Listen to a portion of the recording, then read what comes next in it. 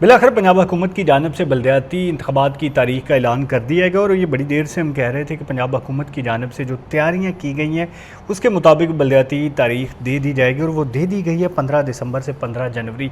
हाँ, इसमें तख़ीर की ये समझ नहीं आई कि हुकूमत टाइम बाय करना चाहती है, उसको अपनी स्टेबिलिटी का थोड़ा मसला है। जो हालात नेशनली बन गए हैं कि यहाँ पर इस्लामाबाद से आवाज़ें आ रही हैं कि इमरान खान को छोड़ा जा रहा है या उनको रिलीफ दिया जा रहा है, कभी जेल में मुंतकिल, कभी अस्पताल में, कभी वापसी, या फिर जो सूबों की डिमांड आ रही है उसको ख़त्म करने के लिए टाइम बाय किया गया। कुछ ना कुछ वजूहत ज़रूर है, वरना जैसे हल्काबंदियाँ मुकम्मल हो चली थी उसके बाद ज़्यादा से ज़्यादा अक्टूबर या नवंबर में इंतखाबात अनाउंस हो जाने चाहिए थे।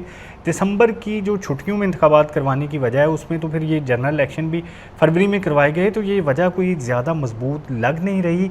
इसी हवाले से हमारे साथ एंकर पर्सन बिलाल डोगर साहब मौजूद हैं।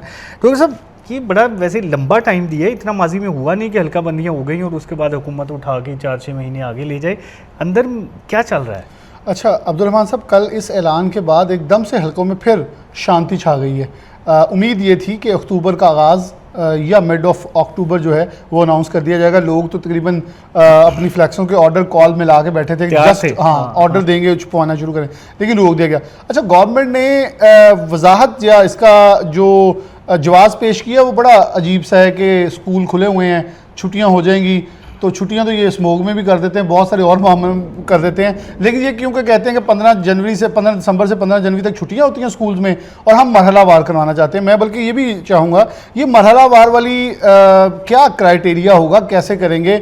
इत्तेफाक हो गया, लेकिन आपको लगता है कि, मुझे तो ये लग रहा है कि इससे पहले सूबों वाला अगर मामला हो गया तो बल्दियात वैसे इनके हाथ से हो जाएगा। और मुझे ये लगा कि बल्दियात के अंदर जब इलेक्शन कमीशन और इनकी बैठक हुई है उसके अंदर इस चीज़ को भी डिस्कस किया गया है कि कहीं हम यहाँ बल्दियाती इलेक्शन अनाउंस करें, वहाँ सूबे बन जाएं, तो ये सब कुछ चौपट हो जाएगा। तो मुझे लगता है कि आप कह रहे हैं कि उसको बचाने के लिए मुझे लगता है उसे टाइम दिया गया है कि जो करना पहले कर लो ताकि ऐसी बाद इलेक्शन कराइए। और वैसे भी देखिए, जो फोग के हवाले से कहा गया है कि 15 दिसंबर से 15 जनवरी के दरमियान फोग ना होगी, तो ये पंजाब में तो फोग होती है 1 जनवरी से लेकर अब हमारा फोग का टाइम पीरियड चेंज हुआ है। जो नवंबर के लास्ट से दिसंबर लास्ट तक फोग आती थी वो अब शुरू ही 2 जनवरी से लेकर 20 जनवरी तक, जो कि हम डिस्कस करते हैं कि स्कूल की छुट्टियां चेंज करना चाहिए। हम तो ये डिस्कस करते हैं कि 5 जनवरी को स्कूल खोलते हैं, वो ना करें बल्कि आगे करें, क्योंकि फोग अब बाद में आ रही है। अब इन्होंने फोग वाले डेज तो इलेक्शन के लिए रख रही हैं। मुझे लग रहा है कि ये जाके नवंबर में फिर से इन्होंने कहना है कि ये ठंड आ गई, फलां हो गया, और 4 महीने फिर आगे ले जाना है।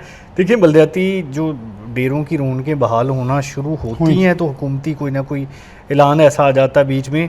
सिकंदर सुल्तान राजा साहब जो कि एडिशनल चार्ज पे हैं, किसी को फुल फ्लैज चार्ज भी नहीं दिया जा रहा, तो वो भी जारी सी बात है हुकूमत की उतना ज़्यादा एंटी नहीं जा सकते। कहीं ना कहीं कोई ऐसी खिचड़ी पक रही है कि जिसमें हुकूमत की स्टेबिलिटी का, सूबों का, या कई ऐसे इशूज़ चल रहे हैं कि जिनकी वजह से वो समझते हैं कि शायद बलदियाती इंतखाबात करवाए बगैर ही। अब आपने देखा नहीं कि कल या परसों 2 दिन में नून लीग 2 धड़ों में तकसीम नजर आई। राना सनाउल्लाह खान और तारिक फजल चौधरी कहते हैं ये बड़ा बैलेंस फैसला है, अच्छा फैसला है। राना सनाउल्लाह ने यह भी कहा कि टाइम टेकिंग है लेकिन हम हॉस्पिटल शिफ्ट ज़रूर करेंगे, सिक्योरिटी मामला क्लियर करें। लेकिन दूसरी तरफ नासिर भट्ट, तलाल चौधरी और दीगर ये कहते नज़र आए कि, जैसे नासिर भट्ट ने तो बहुत ही वाज़ेह अल्फाज में कहा कि मियां मोहम्मद नवाज शरीफ की हुकूमत के खिलाफ साजिश हो गई है, उन्होंने साजिश करवा दी।